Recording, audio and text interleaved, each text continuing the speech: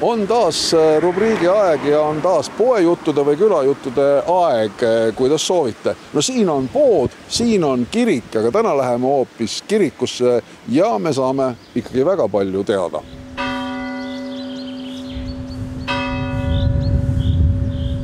Kadrina kiriku kellad kuulutavad keskpäeva. Kiriku hoovi astub täpselt nende löökide taktis onu Rullu. Kergelt taaruval sammul saabub kohale mees, kes peab lugu jumalast, ajaloost ja tarkadest inimestest. Alustuseks saan kohe targemaks sellest, kes on olnud läbi ajaloo Kadrina olulisemad kirikutegelased. Siis siseneme pühakotta.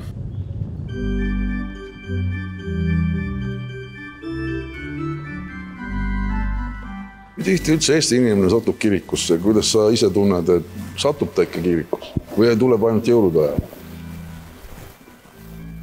Ega see anneksioon, mis toimus ja see ateism, mis meile sisendati, see jäi ikka pikaks ajaks, on jäänud Eesti rahva nagu südamesse ja hinge ja need olid kellegi sõbrad ja need sõbrad ju teavad, kes siin maa peal kõnnivad ja ka lendavad ja kes neid helikoptereid omavad ja need ütlevad, et ma ei ole nii. Mu elu ei maksa nii vähe, et ma peaksin ise tolmuimejaga ringi sõitma. Kuna kirikusse oleme juba tulnud, siis tuleb ka altari ette laskuda. See on väga tähtis. Sellest ei pea tegema rituaali. See peab tulema südamest. Usk oma rahvasse. Usk tema püsima jäämisesse. Sest olemas me oleme niikuinii. Jumal lõi inimese. Ta lõi ta meheks ja naiseks. Tähendab, inimene ei mehena ega naisena ei ole mitte inimene, vaid mees ja naine on inimene.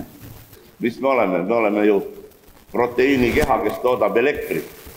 Sa isegi ei tea, et see on elekter, mis su naerma paneb. Ma pole kunagi selle peale mõelnud.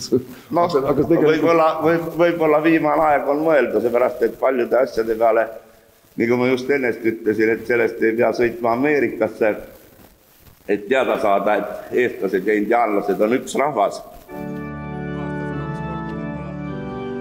Kui hästi või halvasti Eesti maa inimene praegu hakkama saab, kuidas sa tunnad? Ma arvan sellest, et oleneb, millisesse peresse ta sündinud on. Võib-olla neid, kellel on väga raske, võib-olla neid, kellel on kergem. Kellel on võib-olla õed ja vennad, kes oskavad omavahel hästi läbi saada ja toetavad teineteist. Nii et ma arvan, et maal saab hakkama, aga üks asi, mis maal muidugi puudu on hetkel see, et igasugused rumalad seadused ja keelud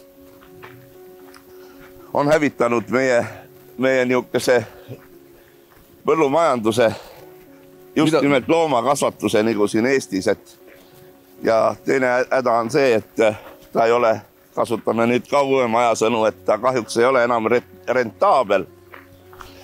Et kuigi võib-olla mõned saaksid täitsa sellega hakkama, lihtsalt need seadused ja nõuded, mis on meie peale nagu pandud veterinaarameti poolt, et need on nagu täiesti läbimõtlematud ja igat pidi. Aga see, et see seadusandlus teeb haiget igale tootjale ja ettevõtjale, see on üldteada tõde ja ju see siis sellel momendil nagu peab minema. Me elame praegu sellises väga karmis maailmas, meie ümber toimub väga palju. Kas sa kardad oma elu pärast?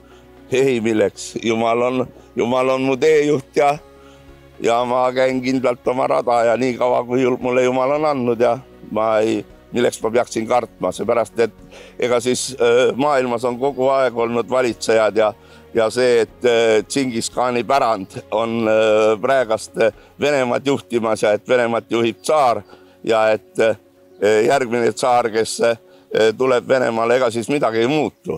loomulikult tuleb palvetada, seepärast, et palve on üks võimalus oma unistused kõvahäälselt selgeks teha.